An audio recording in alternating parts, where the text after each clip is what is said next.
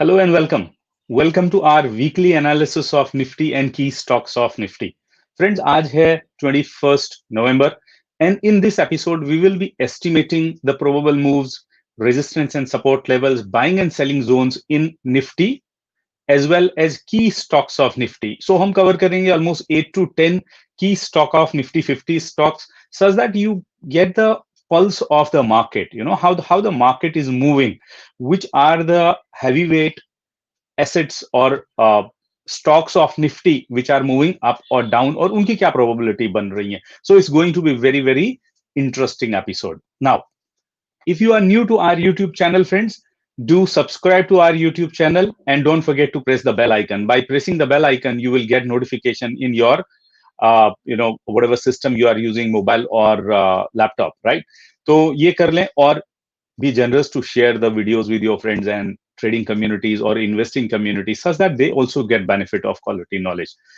Well, friends, we have got almost 300 videos here in our YouTube video channel, and you can use each one of them to learn stock market, to understand the psychology of the market. Some of the videos are on technical analysis, some of them are on fundamental analysis, some of the videos are on financial planning, some of the videos are on data analysis or classical entry exit setups or how to trade like a pro. सो ये सारे videos आपको एक अच्छा trader and investor बनने में काफी मदद कर सकते हैं. So my invitation to all of you is enjoy this weekend along with these videos. Of course most of the videos are 15-20 minutes के हैं, तो उतना टाइम निकालिए. और ये वीडियो भी थोड़ा लंबी होने वाली है बिकॉज इसमें ऑलमोस्ट 8 से 10 स्टॉक हम एनालाइज करते हैं, तो टाइम तो लगने वाला है. So take out time and learn it and enjoy it, friends, right? So let me see how the week had gone by, right? एक हफ्ता निकल गया है. पिछले हफ्ते में हमने मार्केट का एनालिसिस किया था and we talked about Nifty and bank Nifty. Almost every evening I made videos and most of the time you would have seen the estimations of Nifty, Bank Nifty, and the levels what we are advising are going correct, right? So let me expand the chart, and this chart shows you Nifty and Bank Nifty on daily time frame.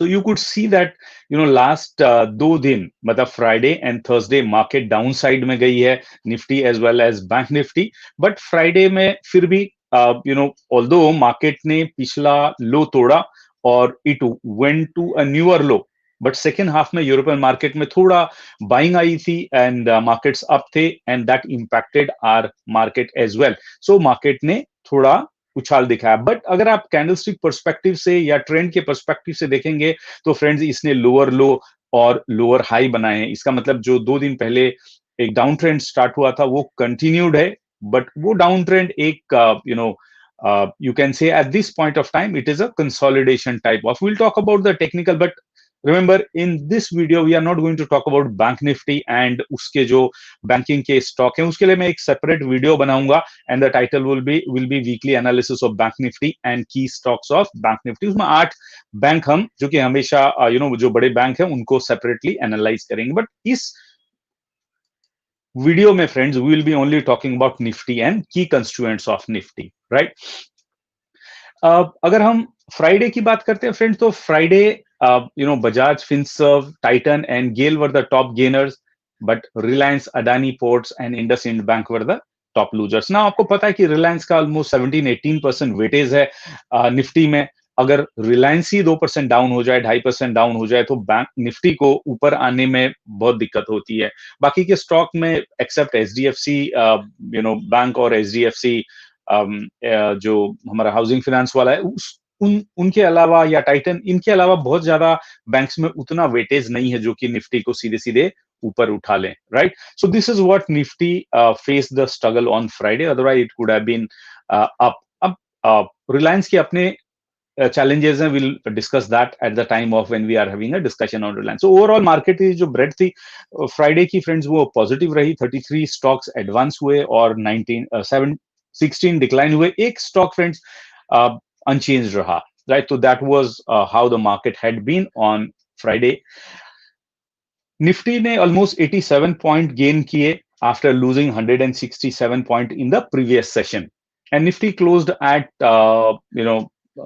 12,859. So 12,850 का level इसने बरकरार रखा, तो that is a positive sign, right. हमने estimate किया था 12,650 से 12,950 का trading range for Friday, which was kept which was respected, and जो भी हमने लेवल्स दिए थे रेजिस्टेंस एंड सपोर्ट के on lower time frame intraday के लिए, वो भी प्रॉपरली रिस्पेक्ट हुए हैं, right. So trend of course as we said it's a down trend as of now. अगर कैंडलस्टिक देखें तो इसने एक हैमर कैंडलस्टिक बनाया, और ये क्लियरली शो करता है कि लोअर लेवल पे जैसे प्राइस जाती है, यहाँ पे बाइंग इमर्ज हो रही है, राइट। एंड हम अगर प्राइस एक्शन पर्सपेक्टिव से ये चार्ट में देखें फ्रेंड्स, अगर निफ्टी मंडे को लो जाती है तो it will get a first support at 12,813, second support at 12,772 and third support at 12,731। And upper side में इसको पहला रेजिस्टेंस मिलने वाला 12,890 पे, सेकंड 12,963 पे, एंड थर्ड जो रेजिस्टेंस यहाँ पे मिलने वाला है वो मिलने वाला है 13,000 में। सो अगर हम प्राइस एक्शन के पर्सपेक्टिव से फ्रेंड्स यहाँ पे बात करना चाहें तो we can jot down the level where I see Nifty on Monday, right. तो ये एक रफ ट्रेडिंग रेंज हो सकती है निफ्टी के लिए। सो 12,000, let me jot down it friends. So 1 minute, I think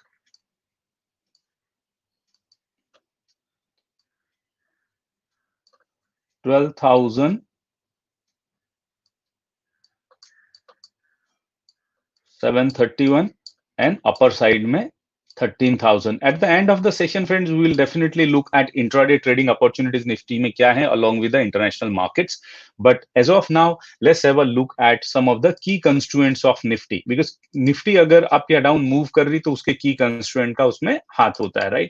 So Reliance जो कि सबसे बड़ा key constituent है Nifty का, let's look at that now. तो रिलायंस में हमने काफी टाइम से प्रॉफिट बुकिंग देखी थी, और I had given a target of 1800। पहला मेरा टारगेट था 2000 का फ्रेंड्स। अगर आप मेरी पुरानी वीडियो देख रहे हैं तो 2000 का टारगेट डाउन साइड में काफी पहले अचीव हो गया था। एंड जब ये ऊपर जा रहा था I had expressed my doubt that कि ये रिवर्सल नहीं लगता है बट ये एक रिट्रेसमेंट लगता है।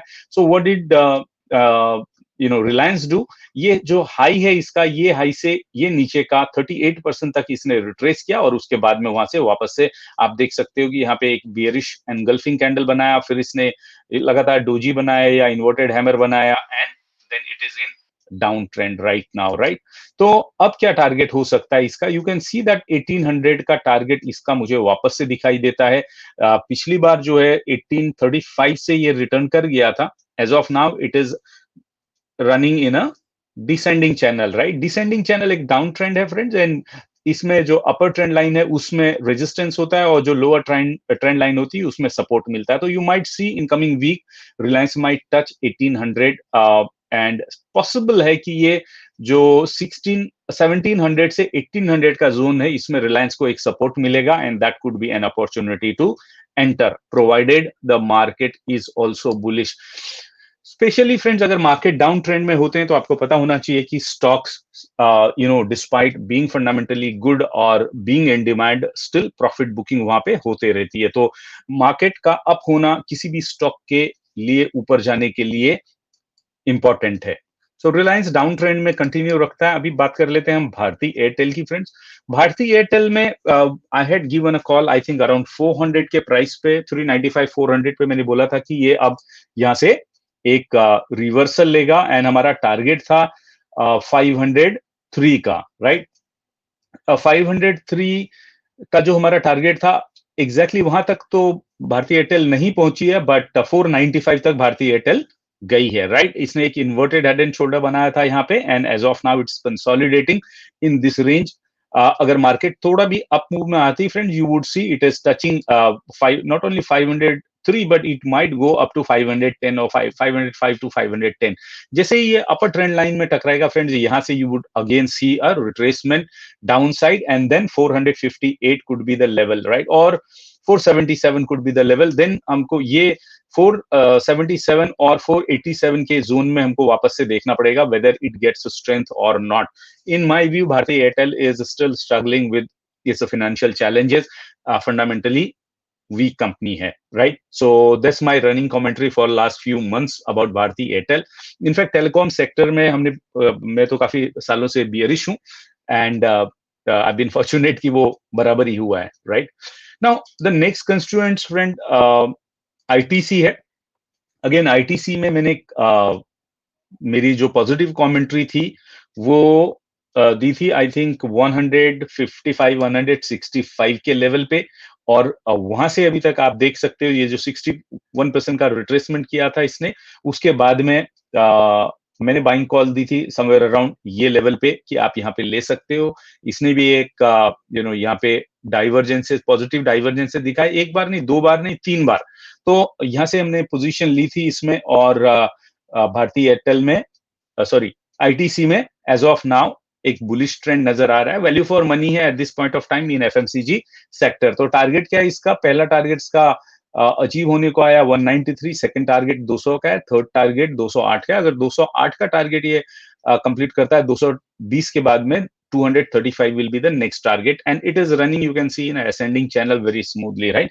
So जब भी market participant value for money stock देखते हैं तो they definitely jump into it. As of now it is running at a P of 18, while as the other FMCG companies are running somewhere in the P of 65 plus. तो value for money definitely ITC है, थोड़ा और time ये bullish रहेगा। Asian paint को देख लेते हैं friends. Asian paint is from the consumption sector, and Asian paint में भी हमने प्रॉफिट बुकिंग देखी थी, और मेरा मानना है कि एशियन पेंट ऑल्दो काफी डिमांड में है, but it's expensive stock, right? तो इट इज डूइंग कंसोलिडेशन। अगर आप देखेंगे इसमें, अगर डार्वस बॉक्स थ्योरी में आप बिलीव करते हैं फ्रेंड्स, तो निकोलस डार्वस का एक सिंपल प्रिंसिपल था, वो एक उसका ये बॉक्स बना हुआ है जो मैंने यहाँ पे क्रिएट किया है। इसके ऊपर अगर जाए ये बॉक्स तोड़ के, तो you can take a long position, and हमारे टारगेट इसमें 2255 2310 के ये टारगेट हैं। तो इन टारगेट को सूनर और लेटर आप देखेंगे कि एशियन पेंट टच करेगा, राइट? सो एशियन पेंट के मामले में although after this consolidation I am bullish, right? अभी तो कंसोलिडेशन चल रहा है। Now look at Titan friends. Titan is I think running all time high, और very close to all time high के आसपास में ये पहुंचा हुआ है। जो प्री कोविड लेवल था वो तो डेफिनेटली इसने क्रॉस कर दिया है, उसका एक ब्रेकआउट आया था फ्राइडे को। अभी अगर आप देखेंगे तो ये ऑल टाइम हाई के बहुत क्लोज में, ऑल टाइम हाई इसका 1390 था।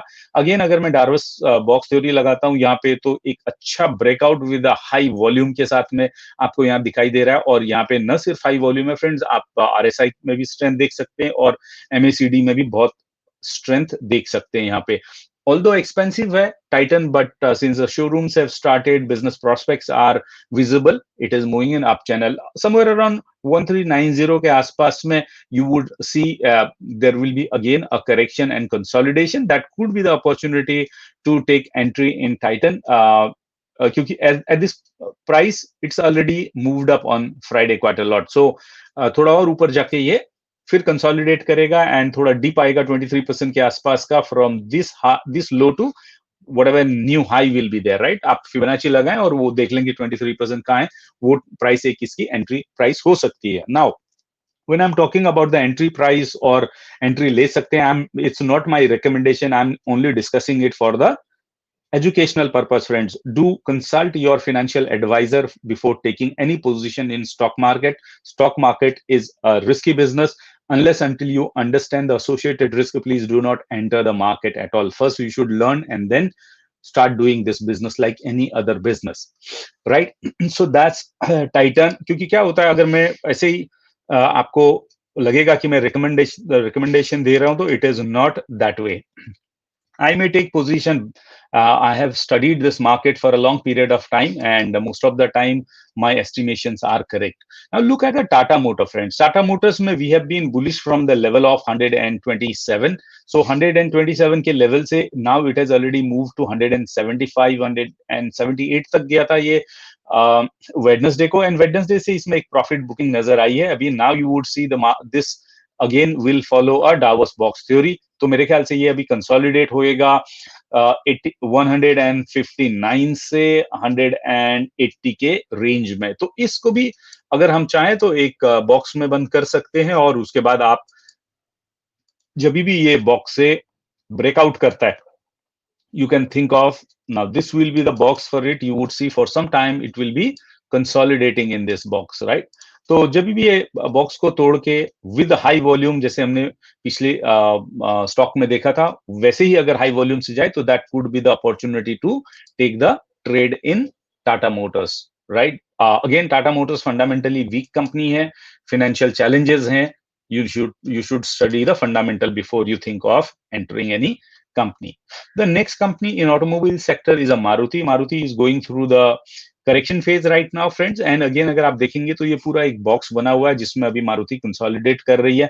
7,000, we can say that the box is between 6,766 to around 7,200 के आसपास में ये कंसोलिडेशन का फेज बना हुआ है. इसने एक हेड एंड शोल्डर पैटर्न बनाया है विच इज अ बियरिश पैटर्न. अगर ये पैटर्न एक्चुअली ये टूटा भी है, बट फॉर सम और other reason may be Maruti में जो इन्वेस्टर का एक ट्रस्ट है वो फैक्टर इसको ज्यादा नीचे आने नहीं दे रहा. Otherwise the target should have been 6360 which could have been a very good entry point. But over a period of time क्या हुआ है, 200 डेज का इसका जो एक्सपोनेंशियल मूविंग एवरेज है that has come up, right? तो 6,500 could be the lower limit अगर मारुति में किसी भी टाइप की गिरावट आती है तो, and that could be a good buying point. आपने देखा होगा मारुति जो कंपनी है मारुति सुजुकी, ये 200 डेज के एक्सपोनेंशियल मूविंग एवरेज को बहुत रेस्पेक्ट करती है. यहाँ पे भी इसने 200 डेज के मूविंग एवरेज पे सपोर्ट लिया. In the past also all these support levels were from 200 days level. So that's Maruti. So like those of you who may be thinking of a long term could always keep on buying one or two stocks of Maruti as and when it goes downside, right? तो upside इसमें हमने बात की थी 8,500 का हमारा target है मारुति में. 8,500 is a mid term target, 10,000 is a long term target. Now looking at TCS, right? It's from IT sector and मैंने हर वीडियो में ये बोला कि भाई IT सेक्टर में now sector itself has heated up a lot. तो यहाँ पे एक प्रॉफिट बुकिंग आपने देखा होगा. नैस्डैक जब भी मैं डिस्कस करता हूँ, of course again after this will be discussing that. तो नैस्डैक में भी आपने देखा होगा which is a US index of technical companies, we call them tech companies, right? तो वहां पे भी एक प्रॉफिट बुकिंग चालू हुई है काफी टाइम से, और हमारे इंडियन आईटी कंपनीज में एंड फार्मा कंपनीज में भी वही हाल है. प्रॉफिट बुकिंग स्टार्ट हुई है और यहाँ पे ये मार्केट कंसोलिडेशन एंड करेक्शन के फेज में गए हुए हैं. सो नाउ ये जो एक इसका सपोर्ट जोन है, आप देखेंगे इस जोन में इसको लगातार बाइंग आ रही है. But if I have to take entry, I would say ये गैप फिल होने के बाद में I would take entry at 2532 के लेवल पे, राइट? तो दिस कुड बी, और अगर ये नहीं तो एटलीस्ट 2550 के लेवल पे. So almost 100 point down side में could be a good entry price for TCS अगर ये यहाँ पे आता है तो. सो अगेन कंसोलिडेशन के फेज में रहेगा. हाँ, अगर मार्केट नीचे गिरेगी तो टीसीएस ऊपर जा सकता है. जनरली जब भी मार्केट नीचे जाती है तो आप देखोगे फार्मा और आईटी सेक्टर ऊपर जाते हैं क्योंकि डॉलर भी ऊपर जा रहा होता है. इन्फी का मोर और लेस सेम हाल है फ्रेंड्स. इन्फी में I am not much bullish about, although lot of brokers are bullish about Infy. Again Infy में भी आपको प्रॉफिट बुकिंग होते हुए दिखाई देगी most of the time. And अगर फेयर वैल्यू के हिसाब से देखेंगे तो Infy is trading above its a fair value. And जैसे फेयर वैल्यू के ऊपर कोई भी ट्रेड कर रहा होता है तो आप देखोगे वो स्टॉक जनरली करेक्शन फेज में चला जाता है. इन्फी के लिए मेरा टारगेट 1060 का है and I am still on that. और at the most 1075 could be, मतलब 25-30 पॉइंट और नीचे could be a good price to enter if you are fan of IT companies, if you believe that IT companies will come up, right? Now last but not the least, Tata Steel, right? You know that the metal sector is in uptrend right now, and many of zones or previous zones it has already broken, and so is doing our Tata Steel. Tata Steel ने एक inverted head and shoulder बनाया था. In fact दो inverted head and shoulder बनाए, एक छोटे time frame में और एक वीकली टाइम फ्रेम में. चाहिए तो हम इसको एक वीकली टाइम फ्रेम में एनालाइज कर सकते हैं, राइट? सो आप टाटा स्टील में अगर देखेंगे तो आपको एक बहुत अच्छा बुलिश मूव दिखाई दे रहा है friends, with more than average volume है यहाँ पे, और RSI is in a bullish mode. Only thing is RSI is in overbought zone. तो ये जोन में 506 से 560 के जोन में आपको थोड़ा कंसोलिडेशन होता हुआ दिखाई देगा before TCS, sorry, before Tata Steel starts moving to its next target. इसके जो आगे के टारगेट है 610 एंड 650 है, which are the medium term targets for Tata Steel. As long as the steel sector और मेटल सेक्टर जब तक अप है, आपको यहाँ पे एक बुलिश मूव दिखाई देगा.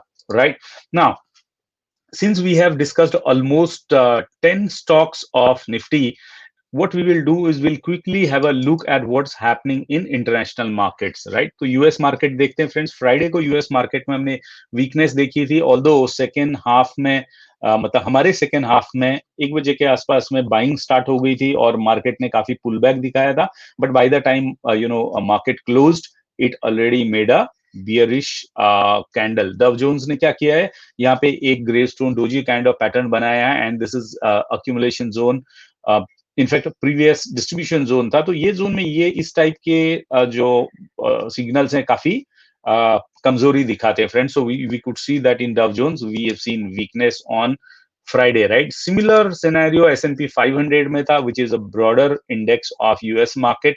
तो S&P 500 also is weak and making a similar kind of weak signals here, right? तो इसने जो एक ascending channel था फ्रेंड्स, वो ascending channel तोड़ के नीचे आ गया है, और यहाँ पे भी ये एक gravestone doji kind of candle बना रहा है, जो कि एक बियरिश साइन है, राइट? अगर आप नैस्डैक में देखेंगे तो नैस्डैक की सिचुएशन तो डव जोन से और S&P 500 से पहले से ही वीक बनी आ रही है, राइट? क्योंकि यहाँ पे प्रॉफिट बुकिंग चालू है, and you can see that ये डाउन ट्रेंड लाइन में ही चल रहा है. But at this point of time, although यहाँ पे फ्राइडे को सेलिंग हुई है, बट ये जो असेंडिंग चैनल की लोअर ट्रेंड लाइन है, इसने इसको सपोर्ट दिया हुआ है. So like you need to be careful at this point of time in the market. That's what these indicators are talking. Right now the markets are in sync. Our markets are in synchronization with the international market, चाहे वो European market हो या चाहे American market हो. Now अगर हम FTSE UK की बात करते हैं फ्रेंड्स, तो यूके का index the kind of pattern it is making is a very bullish pattern. But अगर हम इसको वर्ल्ड मार्केट से कंपेयर करते हैं, तो world market is already at जो प्री कोविड टाइम से वहां पहुंच गया. बट यूके का मार्केट प्री कोविड टाइम से अभी भी हाफ पे है, मतलब जो फॉल आया था इसने सिर्फ हाफ रिकवर किया. that is a condition of UK or German or Italian markets at this point of time. Let's have a look at German market. Good part is European market is above than 200 moving average. तो 200 moving average के ऊपर अगर रहता है, कई दिन तक sustain करता है मार्केट, तो वी से कि भाई एटलीस्ट उस मार्केट में स्ट्रेंथ आई हुई है वापस. तो German market is above then 100 and 200 days both moving averages. Again consolidate कर रहा है, एक फ्लैग काइंड ऑफ पैटर्न बना रहा है, बट अगेन ये एक डिस्ट्रीब्यूशन जोन में है friends. Good part is it has already come into this distribution zone many times. So this distribution zone and this trend line is weak now. तो अगर थोड़ा इसको बुलिश मूव आया और गुड न्यूज आती है मार्केट में, because now Europe is fighting with corona second wave. That's what is not allowing these markets to recover faster. But German market has more or less reached a level of pre-COVID. That's what is visible from here. Now let's look at the data points before we get into our intraday trading opportunities in Nifty, right? So हम बात कर रहे हैं option chain की friends, which will expire on 26 November. Since closing price is 12,859, तो 12,850 को हम at the money का स्ट्राइक मानेंगे, और उसके आसपास में हम बुल्स और बियर्स की पोजीशन देखेंगे कि किस टाइप का बिल्टअप बना है, कहां पे रेजिस्टेंस लेवल है, कहां पे सपोर्ट लेवल्स हैं, राइट? तो हम यहाँ पे देखते हैं कि 12,900 पे फ्रेंड्स काफी बियर्स बुल्स ने काफी पोजीशन बनाई है, एंड ओवरऑल ओपन इंटरेस्ट हमारे पास में 1.4 मिलियन का है. 12,850 पे बहुत खास पुट राइटिंग तो नहीं हुई है, बट स्टिल 500,000 कॉन्ट्रैक्ट यहाँ पे दिखाई दे रहे हैं. और जो हमारा सबसे स्ट्रॉन्ग सपोर्ट लेवल इमर्ज होके आ रहा है, वो है फ्रेंड्स 12,800 का, जहां पे कि 1.7 मिलियन फ्रेश कॉन्ट्रैक्ट्स क्रिएट किए गए on Friday. for the next week, and overall maximum open interest है 3.7 million contract का. Below than that 12,750 will work as my support 2 and 12,700 will work as my support 3. यहाँ पे भी 6.3 लाख नए contracts आए हैं. ओवरऑल 2.9 मिलियन कॉन्ट्रैक्ट्स का built up बना हुआ है. सो आई कैन से दैट जो है मैक्सिमम ओपन इंटरेस्ट हमारा जो है 12,800 पे है. सो अगर 12,800 टूटता है तो 12,700 could be my lower side, but काफी बुलिश बायस यहाँ पे क्लियर दिखाई दे रहा है. The intention to go upside is visible here on put side. Now call side में देखते हैं फ्रेंड्स. तो कॉल साइड में काफी कॉल की अनवाइंडिंग हुई है which we been observing for quite some time.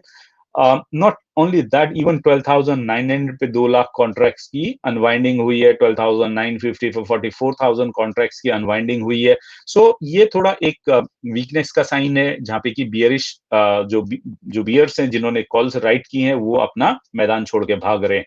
Right. However 12,700 पे अभी भी 1.1 मिलियन कॉन्ट्रैक्ट्स हैं. 12,800 पे 2 मिलियन कॉन्ट्रैक्ट्स हैं. 12,800 पे फ्रेश कॉल राइटिंग भी हुई है. 12,850 पे 6 लाख ओवरऑल ओपन इंटरेस्ट है. बट रेजिस्टेंस लेवल मेरा बनता है 12,900 का, because that is out of money and this resistance level has got 2.7 million contracts. अगर ये टूटता है देन 12,950 का मेरा सेकेंड रेजिस्टेंस है, और थर्ड रेजिस्टेंस है मेरा 13,000 पे, where you can see not much of contract writing has happened, but overall 3.6 million contracts friend यहाँ पे एग्जिस्टिंग है, and that is also maximum OI. Now तो 12,700 से यहाँ पे मुझे 13,000 की रेंज दिखाई दे रही है. ना अगर मैं इसके ऑप्शन चेन की बात करता हूं तो इसका PCR friends that is 1.3 now, जो कि फ्राइडे के लिए 1.18 था. सो पीसीआर के हिसाब से देखेंगे तो पोजीशन इनफैक्ट सुधरी है बुल्स के लिए, that we can say from the PCR perspective. अगर हम प्राइस एक्शन को रिकलेक्ट करें फ्रेंड्स, तो प्राइस एक्शन भी तो हमारा यही रेंज में मोर और लेस दिखाई दे रहा था. Now let me go back to our charts of Nifty such that we can see what could be our intraday trading opportunities. Market seems to be in consolidation mode, right? It's taking a little time, friends. You will have to wait for a few seconds. Right. So that's Nifty. तो अगर हम यहाँ पे देखें तो Nifty में हमने बात की थी 12,731 के सपोर्ट की, और अपर साइड में 12,963 की. सो मोर और लेस 12,700 से 13,000 का रेंज हमको यहाँ पे प्राइस एक्शन से भी नजर आ रहा है, डेटा पॉइंट से भी नजर आ रहा है. We can say that data point and price action are sync with each other, right. Many times they talk very different situation. जब भी सिचुएशन चेंज होने वाली होती, जब भी मार्केट का मूड रिवर्स होने वाला होता है, तो you would see there is a contrast here, but as of now it seems they are in sync. Now how would you trade Nifty on intraday on Monday? Now 12,813 से लेके 12,890 तक का this will be your no trading zone. तो ये trading zone को आप avoid करें friends. This zone let me mark it, right. ये वाले जोन को अवॉइड करें. अगर मार्केट इसके ऊपर जाती है तो you can go long and your target should be 12,963, right. ये आपका टारगेट है, और इसमें आपको करीब करीब 70 पॉइंट्स अपसाइड में मिल सकते हैं. अगर मार्केट 12,963 पे ही स्टार्ट होती है, मतलब गैप अप स्टार्ट होती है market, in that case what should you do? So you should wait for half an hour, मतलब 9:40 9:45 तक वेट करें. जो फर्स्ट कैंडलस्टिक बनती है उसको चेक करें 10 मिनट में. that's what we call is a open range candle. तो OCR जिस भी डायरेक्शन में टूटे, अगर वॉल्यूम भी उस डायरेक्शन में आपकी ट्रेडिंग स्ट्रेटजी देती है अप मूव, तो आप अप साइड में ट्रेड करें, अदरवाइज डाउन साइड में. मेरे हिसाब से 12,963 पे आपको काफी प्रॉफिट बुकिंग होते हुए वापस नजर आएगी. नाउ व्हाट, अगर मार्केट गैप डाउन स्टार्ट होती है, नाउडेज यू वुड सी, जैसे यहाँ पे गैप डाउन स्टार्ट हुई थी, यहाँ पे गैप अप स्टार्ट हुई थी, तो अगर गैप डाउन स्टार्ट होती तो first thing it will do is it will recover and it will try to fill up the gap. तो सपोज करो 12,772 पे मार्केट स्टार्ट होती, तो then you would see it will try to catch up with 12,840 850 के आसपास में। So you might get somewhere around 50 to 75 point का एक अप ट्रेड आपको मिल सकता है यहाँ पे। अगर मार्केट 12,713 में स्टार्ट होती, again watch for some time, half an hour देखें कि मार्केट में ओआरसी किस डायरेक्शन में टूट रही है, और अगर बहुत बड़ी ओआरसी बने तो ट्रेड अवॉइड करें, क्योंकि उस दिन आप देखेंगे मार्केट सेम रेंज में क्लोज होती है, तो स्टॉप लॉस हिट होने का ज्यादा चांसेस होता है। सो if you find in the beginning itself market has already covered more than 30% of the ATR, average true range, in that day avoid trading intraday. Then that day you may be stock specific, you will be benefited by that strategy. I hope you understood how to trade nifty on intraday, friends. Now agar hum overall market को analyse करते हैं, तो FIIs ने friends Friday को 3,861 करोड़ की buying की है। Overall 43,573 crore की बाइंग उन्होंने इक्विटी सेक्टर में कैश मार्केट में की है in the whole month. 43,500 is a big amount, right? But DIs ने at the same time 32,644 crore की सेलिंग भी की है इक्विटी मार्केट में। So that gives you a difference of somewhere around 11,000 crore के आसपास का जो है नेट बाइंग हुई है मार्केट में। That's what has pulled the market up. On options front अगर हम बात करते हैं फ्रेंड्स, तो FIs are mildly bullish along with the retail traders, and pros are at this point of sideways in options positions. So that shows a mild bullishness in the market. Nifty RSI is at this point of time 71, तो ये overbought zone में है, but 71 is also showing strength in the market. India VIX neutral रहा Friday को, तो खास कुछ उसका इम्पैक्ट नहीं है, it's trading at 19.62। Daily and weekly chart में मार्केट, वीकली में मार्केट ओवरबॉट जोन में, बट डेली में market has come out of 76 का stock S6 and now to 66। We can say that consolidation का इंडिकेशन दे रही है market. As the market is in overbought zone, and I'm expecting some more consolidation and range bound moves in the Nifty as well as in Bank Nifty. So the trading range for Nifty would be somewhere around 12,700 to 13,000 with a sideways to range bound bias. अगर Nifty किसी भी कारण से 12,605 के नीचे जाती है तो 12,000 का टारगेट है। 12,605 के ऊपर अगर सस्टेन करती है, इनफैक्ट 12,700 के ऊपर अगर सस्टेन करती है, तो then you would see market का बायस बुलिश बना रहेगा 13,250 टू 13,500 की तरफ। अगर हम वीक के रेंज की बात करें, तो ओवरऑल ये वीक के लिए, कमिंग वीक के लिए 12,400 से 13,200 की रेंज रहेगी निफ्टी के लिए friends. If you are an investor or a trader in the market, do use your stop losses and keep on having open eyes in European and American markets, क्योंकि corona के cases बढ़ रहे हैं वहां पे, और उसका इम्पैक्ट डायरेक्टली स्टॉक मार्केट में होता है।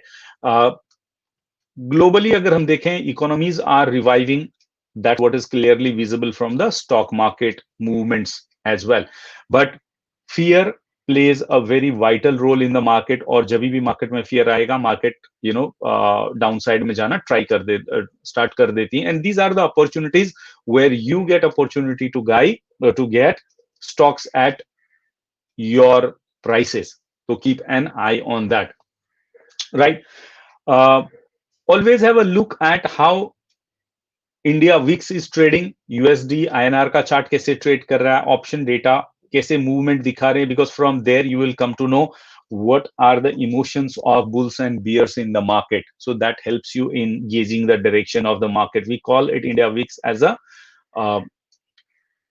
fear gauge. तो वो भी एक आप देख सकते हैं as a barometer for measuring the strength of the market और the weakness of the market.